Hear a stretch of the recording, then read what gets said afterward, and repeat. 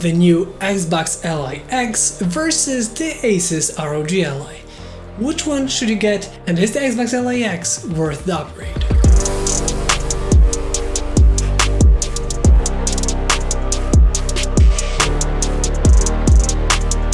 With the recent release of the Xbox Ally X, I wanted to revisit the original Asus ROG Ally and see how much of a difference there is between the two. Because while in the name they might be similar and different, there is a lot to be said about the two because they're pretty similar, but also there are key differences between the two. So both of these are actually made by Asus, but this one is in collaboration with Xbox, and you can see that in some kind of differences. On both of them I have it set on the Xbox app, so it seems pretty similar. But the thing is, the Xbox app is pretty much built into the Xbox Ally X. It's the one that you see right away when you turn on the device. It is pretty much like the Steam OS for the Steam Deck, and this is how it works on it. It's still Windows-based PC, it's still a Windows 11 in a body of a console, but it is gonna go right away to that Xbox app, which makes it much more like a console device, where the Asus ROG Ally is gonna start off with the Windows 11, and then from there you can open up the Armor Crate, or in this case the Xbox app. So it's gonna look pretty much similar once we have it turned on. But just the way it starts up, the Xbox Ally X is a nice improvement. It just straightly goes into the Xbox app, just straight into the gaming mode. Overall, this feels much more like a gaming console. It is more like a Steam OS for the Steam Deck, where you can also use the Windows, you can turn off the Xbox and be on the Windows 11. Where here, it is much more like a Windows that you can open up the different apps and store. So it's kind of like the same thing, but in reverse. And for a straight-on gaming performance and gaming, kind of a handheld gaming device, I prefer the way the Xbox Handheld does it. It's just much more enjoyable that way. You just turn it on and it's right away in the gaming space. Where here is a little bit like an extra step. Second off, while everything is almost the same on the two, there is a difference in terms of grip. And in my opinion, the grip on the Xbox Ally is another huge benefit. In my opinion, one of the game changers for the benefit of the Xbox Ally X. On the original Asus ROG Ally, while it does have some kind of a grip element, it does have that grip, it is not going to be something like a proper grip. You can get some third-party external grips or even change the back plates, but this is how it is out of the box with just slight indentations of the grip. And while it is comfortable to hold, it is nice that it's there, it is not going to be the best out there on the market. And especially playing something like a shooting game, for example, I tried to play Warzone on this. Well, it was running and I got it to run pretty nicely. The problem was when I put my finger here, that aiming stick, the analog stick, is too close to the palm of your hand, meaning that you kind of have to it's unnatural how you put your finger here, so it was really hard to aim. And the analog stick aren't the most precise, they're a little bit loose, they're not as, there's not that much tension, the dead zones are a little bit, loose too. So overall the experience isn't the best, and like I said, the worst thing is the ergonomics, just being too close to the finger to really enjoy it the way it is. The one benefit I see of that though is it's just much more like a Nintendo Switch in a way. It's just much more flat, just much more, easier to put into like a backpack or something. Just overall seems a little bit more slim, a little bit more like a gaming console in a way, which is a benefit for some, I guess. Where the Xbox Ally X has a much bigger proper grips. This is pretty much like getting the Asus ROG Ally and putting in a controller grip into it, like combining the two, and you have a proper gaming controller grip. In my opinion, this is the most comfortable gaming handheld out there on the market, and it really feels so nice to hold because that is how you would hold a controller. It kind of feels like having a proper controller and a screen in between, if that makes sense, but that just feels the best in hand. I really love the way it feels in hand. Overall, for me, this is the clear winner in terms of ergonomics, though it is a little bit bigger and weighs a little bit more, and it is a little bit thicker, but to be honest, it looks more thicker, even more so than it really is. It just doesn't feel that much in person when you have them side by side, but if you just hold it like this, it does seem to be so much thicker. So it is gonna be bigger, it's gonna be heavier, it's gonna be also much more pleasant to use because of the grips, and ergonomics are just much better. And like I said, the grip, for example, if you're playing a shooting game, is nice because now your palm of the hand is a little bit farther from the analog, and when you put your finger, it's right where it would be on a proper Xbox controller. Meaning that if you're playing a shooting game, you have a nice full motion of that finger, just being much more accurate, much more easy to use. The analog sticks are also more stiff, there's more resistance to them, and they have much better dead zones. Not only that, overall the experience is much nicer. Like just the whole experience, how you hold it, how you play it, just feels better. So it's like a benefit, in my opinion, a nice, really big benefit. Something that in my opinion is like the biggest seller for me, because this just feels so good. Especially if connected with the new Xbox app, essentially the new Xbox and the Armory Crate, how it works, makes this a much more like a console experience than the original Asus ROG Ally. And in those two regards, those are the biggest changes that are in the console themselves, and that make them the most, something that you actually can feel and, you know, just feel how much of a difference that makes. And to be honest, it is a really nice benefit.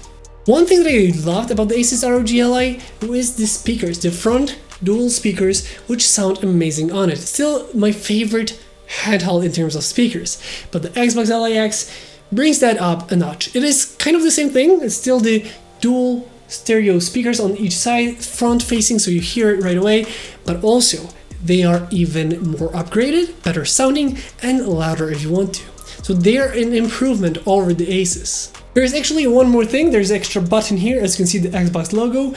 That actually is kind of like the Asus Armory Crate button, because when you press on it, it opens up the Armory Crate, it opens up the, you know, the wattage. You also have the different games you've been playing, but the same thing can be done if you press the Armory Crate button. It's gonna do the same thing on this one.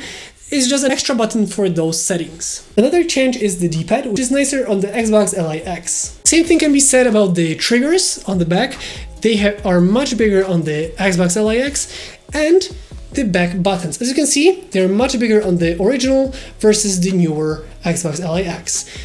For me, this was never a problem, but I know there are people that would say this was a problem. They were too big, accidental touches happened, where here it's much smaller. So if you're not using them, they're gonna be just not used. But if you want them, you have them on the back. So they're still usable, still have them, but they're just smaller in size. Another benefit is the more RAM, and overall the Z1 Extreme versus the Z2 Extreme, while it's not a massive leap forward, it is going to be an improvement over the Z1 Extreme. But I still feel like the Z1 Extreme is a great chip in 2025 and coming into 2026. They're really capable and plenty of strength in it still. So it can be a great deal to get an Asus ROG Ally with the Z1 Extreme if you can find one on a sale or a used unit, where the Xbox Ally X has more strength, better performance, and for example, the biggest performance leap I've noticed between the two was, for example, trying out Clair Obscur Expedition 33, a game that is built on an engine that is notoriously bad on handhelds. On the original Asus ROG Ally, I was not able to find any settings that would really make it playable, even at lowest settings, lowest resolution. Where on the Xbox Ally X, I was able to comfortably play at Full HD at 30 to 40, depending on the situation, even 60 frames per second. And with VRR, it really is a smooth experience. So it was really nice to be able to play that kind of a game on a handheld and at such a nice quality. But for most part, you can play plenty of games on the Asus ROG Ally. It's not like a huge generational leap forward, but the Xbox Ally does have an upper hand here. I've been playing Assassin's Creed Mirage at a beautiful 60 frames per second in high details on this is a really nice experience. But like I said, this is still more than capable. And even though the name might suggest this is an Xbox, you can play all the games from the Steam library, from Ubisoft library, from Game Pass on both of these. They work pretty much identical in that department. As you can see, the screen is the same exact screen. It is a Full HD up to 120 frames per second, meaning it's a 120 Hz display, and it's pretty much the same screen for most part. I guess this is the cutting cost on the Xbox Ally part, because price is one of the things that is not the best about the Xbox Ally X. And last but not least, in terms of just this straight-on comparison, is the battery. The Asus ROG Ally was notoriously bad in that department, where the Xbox Ally X seems to be holding up much nicer. For example, on the original Asus ROG Ally, I was able to play Assassin's Creed Valhalla on my custom 18-watt mode for about 45 minutes. I mean, literally you could see the percentage go down and down. While on the Xbox Ally X, even at 25 watts, you can play for much longer. And if you go down with the wattage to like 17 on the performance or 13 on the silent, you could literally play for hours on end on this handheld.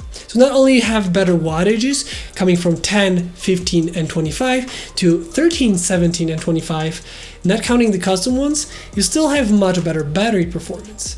But for example, if this is all you wanted, but the battery was the culprit of having more fun when compared to this, you could always get something like this, the JSUX battery and thermal upgrade kit with backplate for the ROG Ally, essentially upgrading this to be much better battery than the originally it had, and this would still be just a fraction of the cost of the Xbox Ally X. And we come to the last point of this video, the price of the two. Well, the Asus ROG Ally might be discontinued in your region, maybe it's harder to get one, but if you can get a used copy, it is gonna be much cheaper than it originally was. It was a pretty expensive device, and now since it's been a little bit while after the release, you can find a great copy, a used copy, for much less, making it just a much more affordable and better price to a performance ratio device than the Xbox Ally X, because at $1,000, this is an expensive device. I mean, literally, it is much more expensive than the Xbox Series X, the more powerful Xbox. And then we have something like this, which is an Xbox Ally X, an Xbox naming, but is the most pricey Xbox out there on the market, which for me just makes it a little bit harder to recommend when you have something like the Asus ROG Ally, which you could get with something like the PS5 or Xbox Series X for the price of one of these, and still have a nice experience. And because of that, it's really hard to recommend the Xbox Ally X, because on paper, it is definitely the better of the two. It is, in my opinion, the best handheld out there on the market. But just the two of them side by side, it is going to be hard to recommend when you have so much power and potential in this.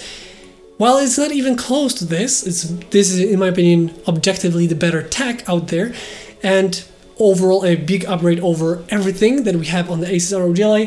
I feel like, is it really worth the cost? Because if you're not looking at the cost, this is the one to get. This is definitely the one I would recommend.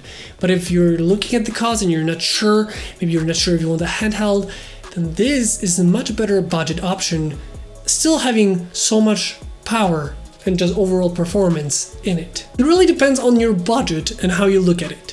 Because in my opinion, I would much rather prefer something like the Steam Deck and a PS5 or an Xbox Series X than the Xbox Ally X. But if you already have those, you have the money for it, and this is definitely, in my opinion, the best handheld out there on the market. With that being said, if you have any more questions about the Asus ROG Ally or the Xbox Ally X, let me know in the comment section down below. I hope you guys enjoyed this video. If you did, don't forget to like, comment, and subscribe. I hope you guys enjoyed this video once again, and I'll see you next time.